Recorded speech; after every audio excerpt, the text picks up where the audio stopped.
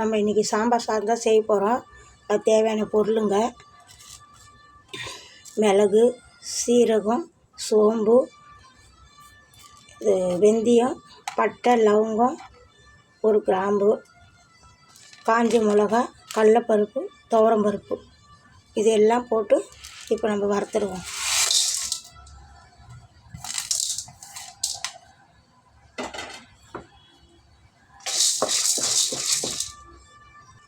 கூடயே கொஞ்சம் சோம்பு போட்டுக்குவோம்.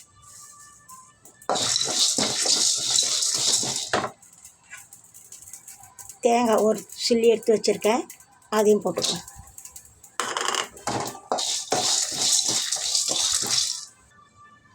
நல்லா வறுத்து எடுத்துன்னு வந்துட்டோம். இப்போ இதை அரைக்கணும். வறுத்து எடுத்துன்னு வந்துட்டேன். இப்போ இதை நம்ம அரைச்சிடுவோம். தேவையான அளவுக்கு எண்ணெய் ஊற்றிருக்கேன், நெய் போட்டுக்கலாம்.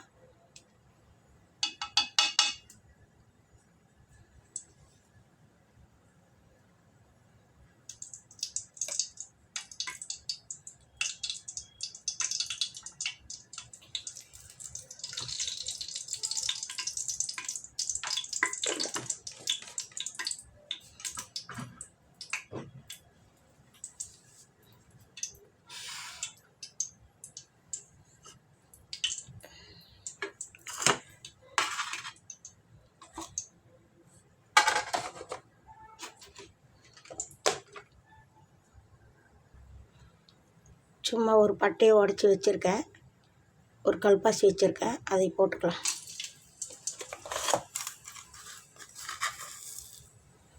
கடுகு, உளுத்தம் பருப்பு போட்டுக்கலாம்.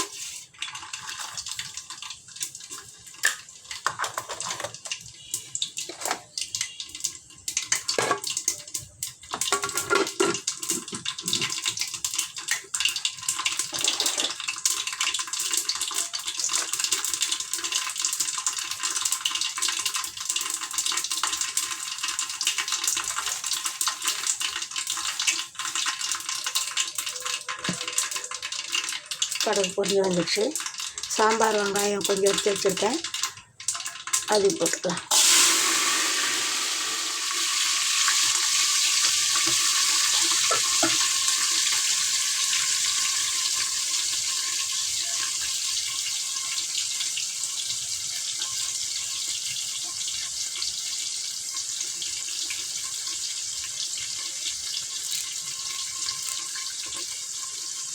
கருவேப்பிலை ஒரு பொடி,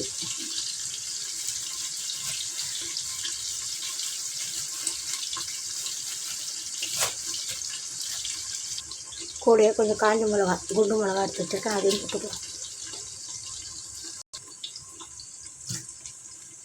2 தக்காளி கட் பண்ணி வச்சுருக்கேன், அதையும் போட்டுக்கலாம். பெருங்காயம், கட்டி பெருங்காயம், அதை கொஞ்சம் போட்டுக்கலாம்.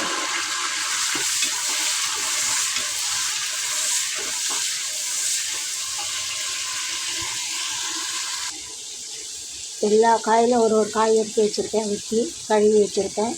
கேரட்டு, பீன்ஸு, அவரைக்காய், முருங்கைக்காய், கத்திரிக்காய் எல்லாம் எடுத்து வச்சுருக்கேன் கழுவி. அதையும் நம்ம இப்போ போட்டுக்குவோம்.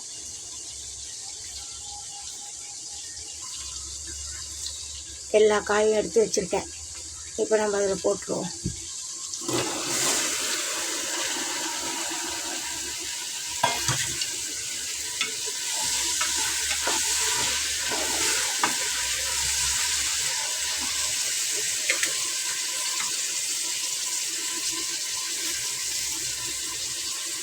தேவையான உப்பு போட்டுக்கிறேன்.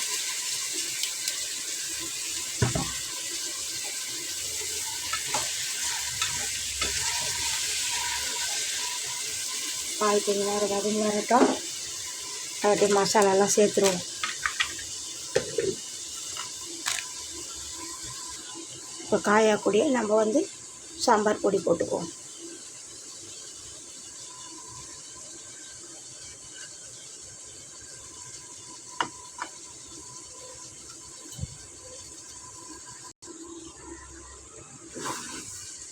நல்லா காய் வெந்து வந்துடுச்சு.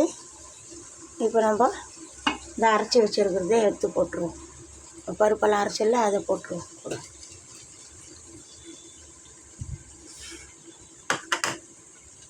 நிறைய ஊற்றுவோம் கொஞ்சம்.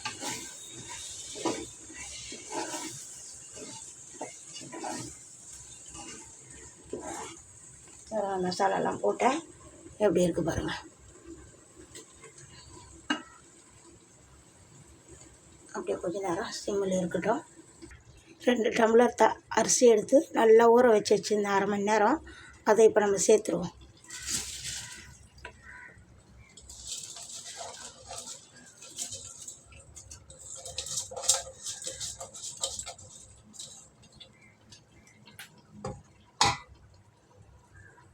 நான் அரிசி போட்டேன். ஒரு விசில் விட்டு துவரம் பருப்பு நான் எடுத்து வச்சுருக்கேன். ஏன்னா துவரம் பருப்பு சரியாக வேகலைன்னா நல்லா இருக்காது. அதனால் ஒரே ஒரு விசில் விட்டு துவரம் பருப்பு நான் எடுத்து வச்சுருக்கேன். இப்போ அது சேர்த்துருவோம். வந்து பாருங்கள், நல்லா துவரம் பருப்பு ஒரே விசில் விட்டு எடுத்து வச்சுருக்கேன். அதையும் இப்போ சேர்த்துருவோம்.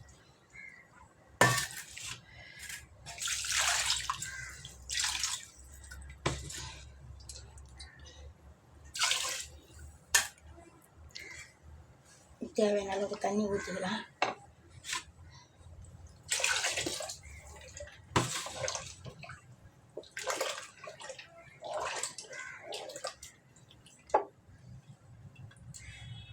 உப்பு செக் பண்ணிப்போம்,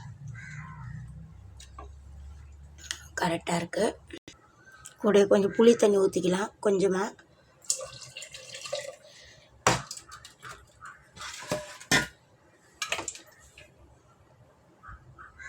கூட மல்லி எல்லாம் கொஞ்சம் போட்டுக்கிறேன். நம்ம உப்பெல்லாம் செக் பண்ணிவிட்டு மூடி போட்டுருவோம்.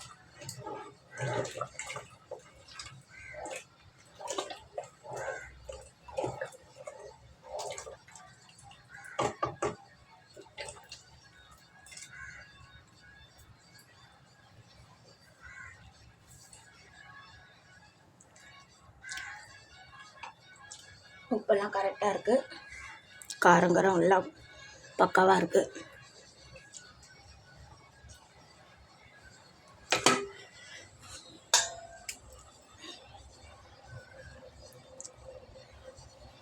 நல்லா கொதித்து வரட்டும்.